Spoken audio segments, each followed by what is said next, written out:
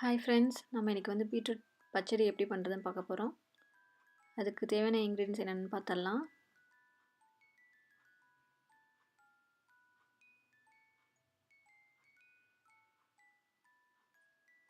நான் இன்றைக்கி ஒரு மீடியம் சைஸ் பீட்ரூட் எடுத்து வச்சுருக்கேன். அதை குட்டி குட்டியாக கட் பண்ணி வச்சுக்கோங்க.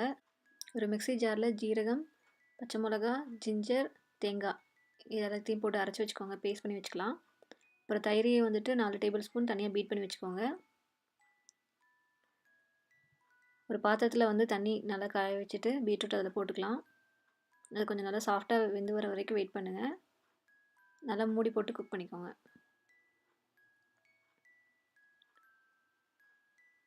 சைட் பை சைட் நம்ம ஒரு பேன் வச்சுட்டு அதில் ஆயில் போட்டுப்போம்.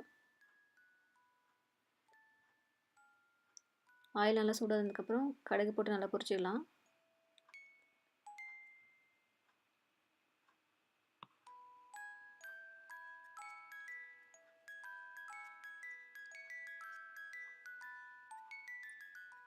பார்த்திங்கன்னா கடுகு பொரிஞ்சிருச்சு.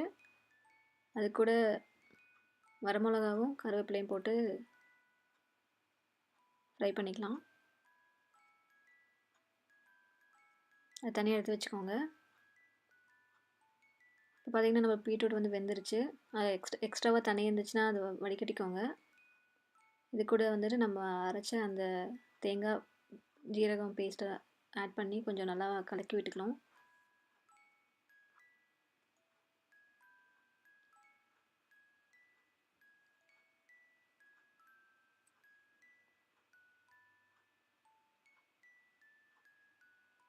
இது லைட்டாக ஒரு கொதி வந்ததுக்கப்புறம் நம்ம 4 டேபிள் ஸ்பூன் வந்து கர்டு வந்து அடித்து வச்சுருக்கோம் ஆல்ரெடி.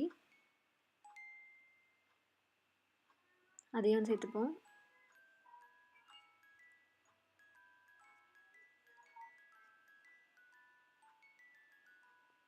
கர்டு போட்டதுக்கப்புறம் வந்துட்டு ரொம்ப கொதிக்க விட வேண்டாம்.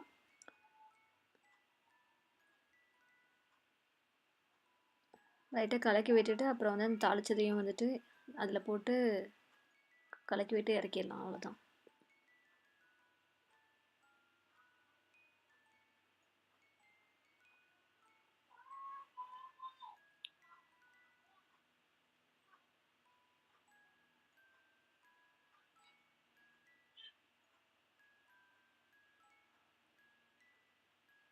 லாஸ்ட்டில் வேணுங்கிற அளவுக்கு உப்பு போட்டுக்கோங்க.